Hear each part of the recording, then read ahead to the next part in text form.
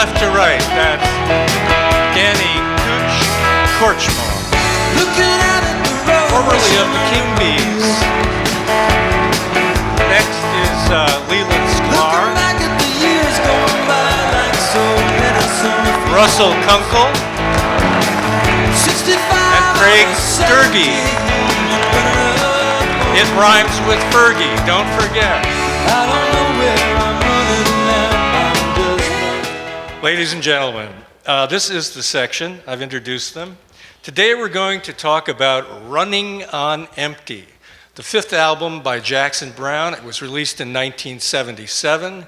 The album reached number 3 on the Billboard pop charts, and in 1978 and stayed on the charts for 65 weeks. Jackson Browne, producer, and Greg Ladagny, who left the planet a few years ago, but I'm going to quote some stuff that he had to say about this tour.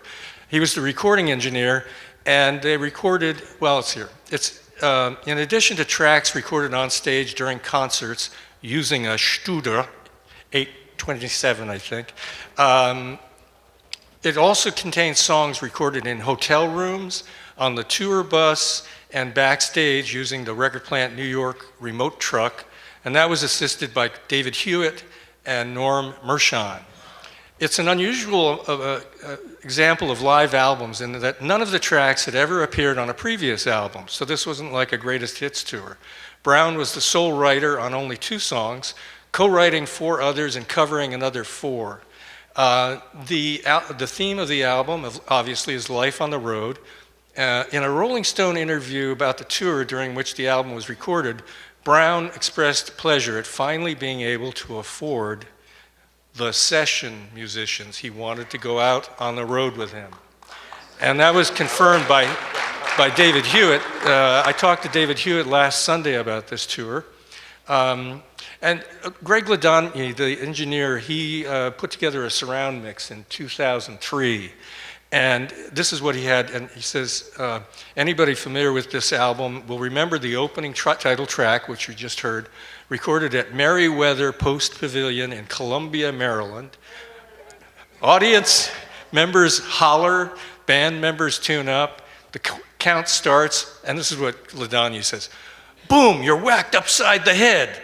It's scary how good these guys are in terms of that pocket. They had it down. Almost done with the introduction, we'll get to this, but dubbed the Knights of Soft Rock by Rolling Stone, and sometimes known as the Mellow Mafia. Also the Velvet Vagabonds. I made that up. Another one, how about the... No more. No, okay. The section will be honored this evening at the 33rd Annual NAMM Technical Excellence and Creativity Awards as the newest inductees to the NAMM Tech Hall of Fame. Reaching their height in the 70s, playing alongside big names in the business, James Taylor, Carole King, Crosby, Stills and Nash, also released 3 of their own albums and toured and recorded with Jackson Browne. While no longer recording collectively, each artist now actively works in the studio and on tour. Check Leland Sklar on Facebook. I mean, the guy's all over the world. The section will reunite tonight on stage for a rare performance of some of their best-known hits in support of the evening's celebration.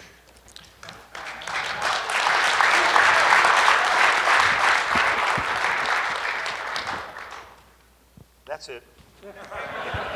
Thanks, everybody.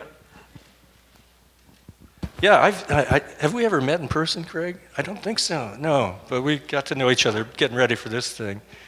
Oh, thank you. I thought we'd just kind of go down the track list and see what people have to say about remembering the song. And let's start with Running on Empty, recorded in Maryland. Was this a thrill for you guys? Was it challenging? Was it? Tell us about it. Come on, Lee. Well, I mean, it was challenging. I mean, the one thing I want to say about Running on Empty, it's one of the absolute purest live albums you're ever going to hear. So many bands release live albums, and the only thing live is the audience response. And they've gone back in the studio and replaced everything and fine-tweaked it all. There are mistakes on this record if you really know what to listen for and stuff. And that was all forfeited for vibe and feel and energy. And it's really an honest record. And it was thrilling to work on it. I mean, not to kind of gloat over these guys, but I feel so blessed in my career to have been associated with these three guys. The music we got to make together and the experiences we've had over all these decades, judging by the picture on the wall, it has been decades. It was really wonderful because we were there with Jackson from the beginning when we got to play on Doctor My Eyes and things like that. So as a logical thing a few years later to be back on the road together and doing this record was really kind of magical. I mean, we were flying by the seat of our pants on this thing, and a lot of things went down that were pretty adventurous, that nobody quite knew what we were getting into, and it all got on tape. Tape. Yeah, it was an incredible experience. What he said, I'll stand by that. Thank but you. also, you know, we were doing original material, Jackson's original tunes, and the response was like they'd been hearing him their whole lives. The response to all those tunes was huge. And we hit Running on Empty, and everyone lit up like they'd already heard it 100 times. And it was really a bold move on Jackson's part. Anyone that knows Jackson knows that he puts it all on the line and doesn't mind taking chances. As a matter of fact, that's the only way he'll go, is to take chances. And we were, as Leland said, flying by the seat of our pants. But we brought it. We brought it, and we left it on the stage. I was talking with David Hewitt about a week ago about this, and he said that he told me that Jackson was so happy that he could finally pay you guys a decent wage for the show. That wasn't that decent. Oh, First of all, it wasn't okay, that. Yeah. for the record, you learned it here. But he did say that Jackson was so mellow, whatever was going on, he just seemed to be, we'll work it out. On the other hand, Greg Ladagna, I said, what was Ladagna like? Oh, he was crazy, frenetic. I mean, he was trying to make us do things that we couldn't do in 10 seconds, and we had to sometimes kind of just slow him down a little bit. I've never heard Jackson described as mellow before, ever, Really? by anyone. Oh, well, he is the not truth, mellow. I said the truth would be told today, and we don't want everybody to agree, so now we're learning it from Cooch. All right. There's one thing that I heard today from Jackson that I forgot, and he told us this on stage. The night before we recorded that, he and Danny stayed up pretty late working on the arrangement, as you can imagine. And when we recorded it that day, it was fresh. We were really listening to play it right, so it has a real innocence about it, although it's powerful. But I had totally forgotten that when he mentioned that today. I've completely forgot it. Yeah. Along with a I lot of forgot other it stuff, too. I don't think it's true. How about Craig? Do you remember? No, I agree with Danny. I don't remember that specific rehearsal of it. But I would like to go back to something. You were talking about Greg Ladagna, and he was such a great and integral part of this, and he was such a great friend to all four of us. But Running on Empty, the record itself, it was so remarkable to me because it's a rock and roll record, and it's a rock and roll record where you can actually hear the acoustic piano. And that doesn't happen in a lot of rock bands. You put three guitars on that stage. You've got not only Danny, Jackson playing, and David Lindley on slide, and Greg Ladagna mixes a record of Running on Empty, and you can actually hear the piano.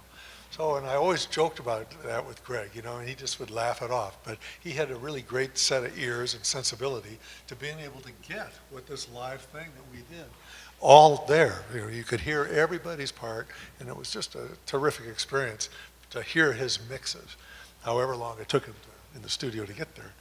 Yeah, the piano is so dominant at times, and I'll tell you this identified. factor. What Danny was talking about, Jackson is really aggressive in what he wants to have. And what he wanted was the four of us, and he did pay us, as Lee says, he didn't pay us a fortune, but he paid us enough to get us out of the studio.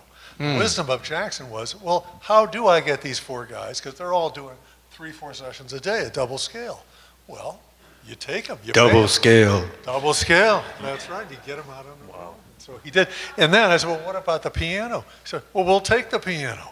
So we took the, a Yamaha C7.5 and put it in a big case, and it went to every show. And I had the luxury of playing a real acoustic piano with helping steel pickups across the top. And I had my own guy doing all the tweaking for me named Donald Miller.